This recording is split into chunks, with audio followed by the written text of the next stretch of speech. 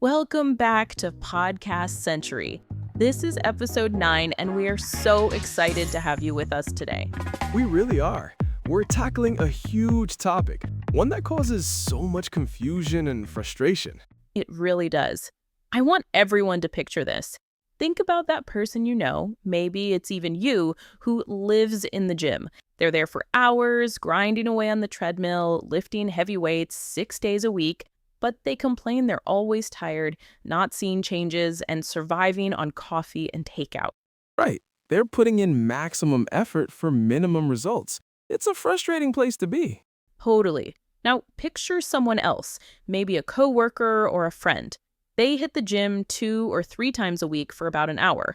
They go for walks on their lunch break, they eat balanced meals, and they seem to be effortlessly fit and full of energy. That's the paradox, isn't it? The person doing less is often getting more, and that's what we're digging into today.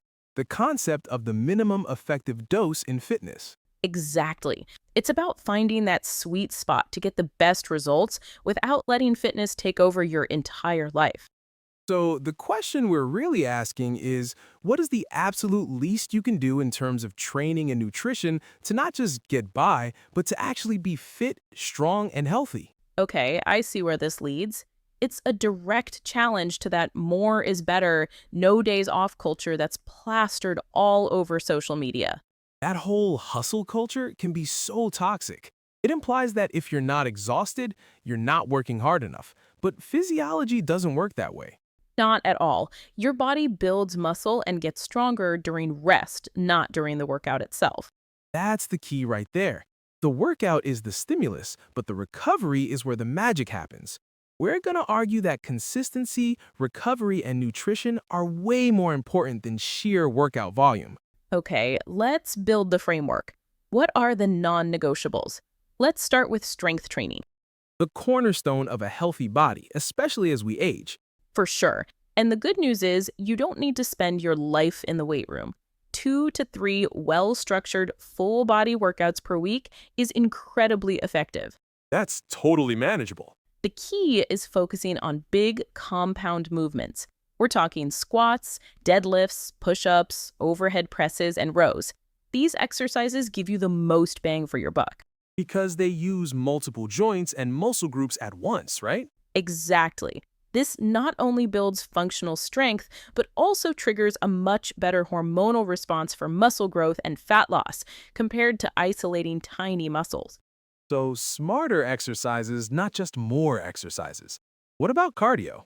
People automatically think of running for miles and miles, Yeah, dreading the treadmill. but it doesn't have to be that. Honestly, the most powerful and sustainable form of cardio is simply walking. It's so simple, people dismiss it. They do, but walking is low impact. It reduces stress by lowering cortisol, it aids digestion, and it's a great way to clear your head. Aiming for 8 to 10,000 steps a day is a game changer for overall health. It's about building a lifestyle of movement, not just having a designated cardio session. Precisely. And that ties into mobility and recovery. Again, this doesn't need to be a 90-minute yoga class unless you love that. Right. Okay, it can be as simple as 5 minutes of dynamic stretching before your workout and 5 minutes of static stretching after. Maybe use a foam roller on your tight spots while you're watching your favorite show in the evening. Keep it simple, make it consistent. I'm seeing a theme here. It's the only way it works. And that brings us to the foundation of everything, nutrition. The 80-20 rule really applies here. 80% of your results will come from what you eat. Absolutely. And again, the principles are simple. Prioritize protein in every meal. This helps with muscle repair and keeps you feeling full. So important for satiety. Then fill the rest of your plate with quality carbs for energy, healthy fats for hormone function, and a ton of colorful vegetables for micronutrients.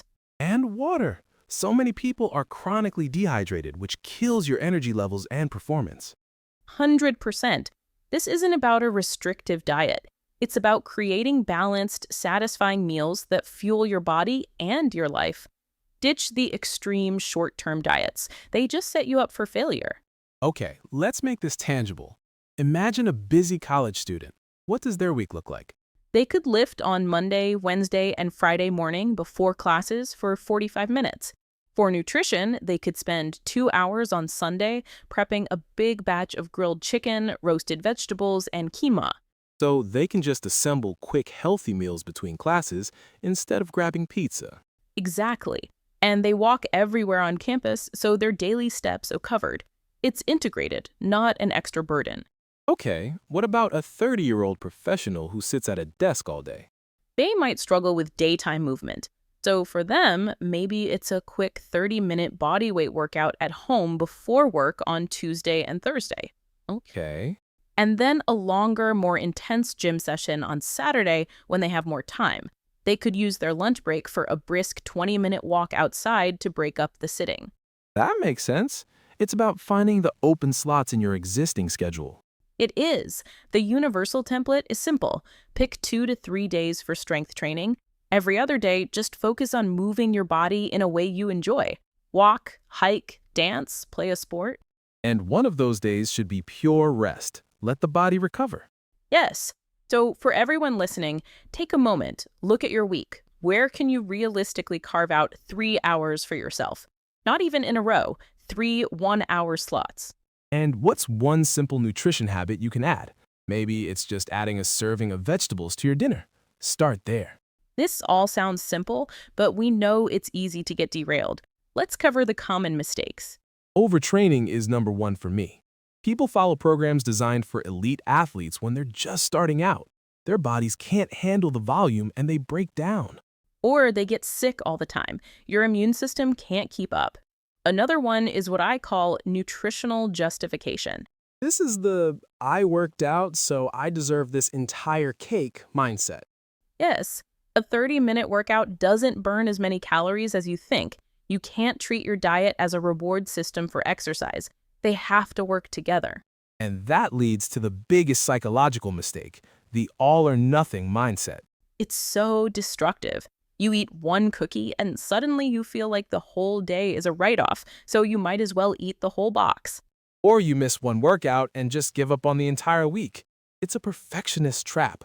Progress is never a straight line. You have to learn to get right back on track after a small slip-up. Exactly. The benefit of this minimum effective dose approach is that it builds in that flexibility. It's sustainable. You won't feel burnt out, you have more time for other hobbies and relationships, and fitness becomes a source of energy, not a source of stress. And let's redefine that term again because it's so important. The minimum effective dose is the smallest input needed to produce the desired outcome. It's the point of maximum return on investment. Anything more is often just wasted effort that could be better spent on recovery or, frankly, just living your life. Train smarter, not harder. It's the ultimate fitness mantra. We've touched on the psychology, but let's go a bit deeper. Why do we make it so hard on ourselves? I think a lot of it is social pressure, amplified by social media. You see these highlight reels of impossible physiques and extreme workouts, and you internalize that as the standard. Right. Comparison is the thief of joy, and in this case, the thief of progress. You have to run your own race. And we get trapped by information overload. There are a million different diets and workout plans. Instead of just starting with the basics, we spend months researching the perfect plan, which doesn't exist. It leads to inaction. The best way to combat that is with habit formation. There's a great technique called habit stacking. Oh yeah, I love this. You link a new habit you want to form with an existing one. So, after I brush my teeth in the morning, I will do 10 minutes of stretching. Or, when my morning coffee is brewing, I will drink a full glass of water. It makes it automatic. Exactly. It removes the decision making. Looking forward, I think technology will help simplify this even more. I agree. AI-driven fitness apps are getting scary good. They can adjust your workouts in real time based on your feedback and performance, ensuring you're always working at that optimal dose.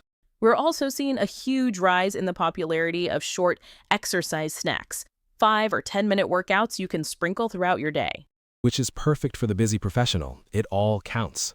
And in nutrition, I see a move away from rigid meal plans and towards more intuitive tools that help you learn about balanced portions and food quality, making healthy eating a skill, not a prescription.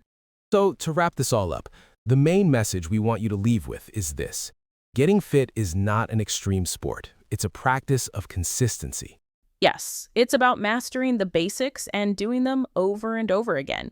Your daily walk, your protein at each meal, your 2 to 3 solid workouts a week, your 8 hours of sleep. That's where the real results are forged, not in the flashy, grueling workouts, but in the quiet, consistent daily habits. The goal isn't to be a fitness model. It's to build a strong, capable body that lets you live your life to the fullest. Fitness should serve your life, not consume it. Well said. Find your minimum effective dose, the simple, sustainable plan that works for you. That's the path to lifelong health. And that is a wrap on episode 9 of Podcast Century. We hope this helps you simplify your approach to fitness. If you enjoyed the episode, please like, subscribe, and share it with someone who you think needs to hear this. We'd also love to hear your thoughts. Leave us a comment with your biggest takeaway or share the simple habits that work for you. And don't forget to dive into our archives. We have 8 other episodes waiting for you. Thank you so much for listening. We appreciate you all. We'll see you next time. Bye for now. Bye.